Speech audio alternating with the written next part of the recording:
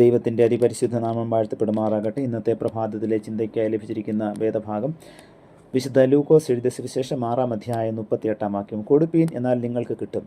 അമർത്തിക്കുലുക്കി കവിയുന്നൊരു നല്ല അളവ് നിങ്ങളുടെ മടിയിൽ തരും. നിങ്ങൾ അളക്കുന്ന അളവിനാൽ നിങ്ങൾക്കും അളന്നു കിട്ടും. ഇന്ത്യയിലെ ഏറ്റവും വലിയ നാട്ടുരാജ്യമായിരുന്ന ഹൈദരാബാദിൻ്റെ അധീശനായിരുന്നു നൈസാം. രത്നക്കല്ലുകളും സ്വർണ്ണാഭരണങ്ങളും മറ്റും ചാക്കുകളിൽ നിറച്ച് നിലവറയിലാണ് അദ്ദേഹം സൂക്ഷിച്ചത്.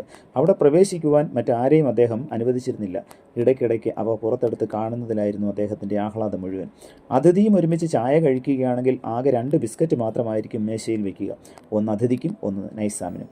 വില കുറഞ്ഞ ഷർട്ടും മുട്ടുവരെ ഇറുക്കമുള്ള പൈജാമയുമായിരുന്നു നൈസാം ഓസ്മാൻ അലിഖാൻ്റെ വേഷം.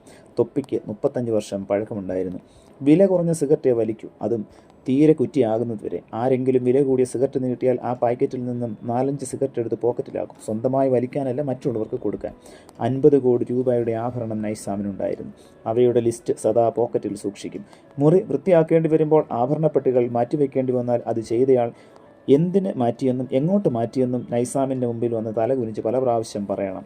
ആരെയും വിശ്വാസമില്ലാതിരുന്ന അദ്ദേഹത്തിന് ശരിയായി ഒന്നുറങ്ങാൻ പോലും കഴിഞ്ഞിരുന്നില്ല.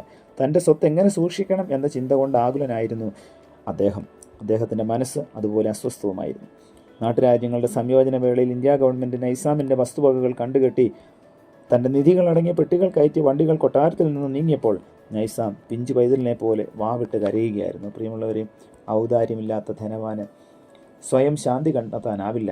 അന്യർക്ക് സൗഭാഗ്യം പകർന്നു കൊടുക്കുവാനുമാവില്ല. സ്വാർത്ഥത കൊണ്ട് സ്വരുക്കൂട്ടുന്ന ധനം നമുക്കും നമ്മോട് ഇടപെടുന്ന സകലർക്കും ദുഃഖമേ നൽകൂ. ആകയാൽ കർത്താവ് നമുക്ക് നൽകിയിരിക്കുന്നതായ അനുഗ്രഹം വേർതിരിച്ച് അത് അർഹതപ്പെട്ടവർക്ക് നൽകുവാൻ തക്കവണ്ണം ഇന്നത്തെ വചന കേൾവിയിലൂടെ ദൈവം നമ്മുടെ മനസ്സിനെയും സഹായിക്കട്ടെ. പ്രാർത്ഥിക്കാം. പ്രിയ കർത്താവെ, നൽകി തന്ന വചനത്തിനായി നന്ദിയോടെ സ്തോത്രം. അങ്ങ് തന്നിരിക്കുന്ന അനുഗ്രഹങ്ങൾ മറ്റുള്ളവർക്ക് പങ്കുവയ്ക്കുവാൻ തക്കവണ്ണം ഇന്നത്തെ വചന കേൾവി ഞങ്ങളെ അവിടുന്ന് സഹായിക്കണമേ. സ്വാർത്ഥത വെടിഞ്ഞുകൊണ്ട് ഉദാരമതികളായി ഈ ഭൂമിയിൽ ജീവിപ്പാൻ തക്കവണ്ണം അവിടുന്ന് കൃപ ചെയ്യണമേ. പുത്രൻ്റെ നാമത്തിൽ പ്രാർത്ഥന കേൾക്കണം പിതാവേ. ആമേൻ.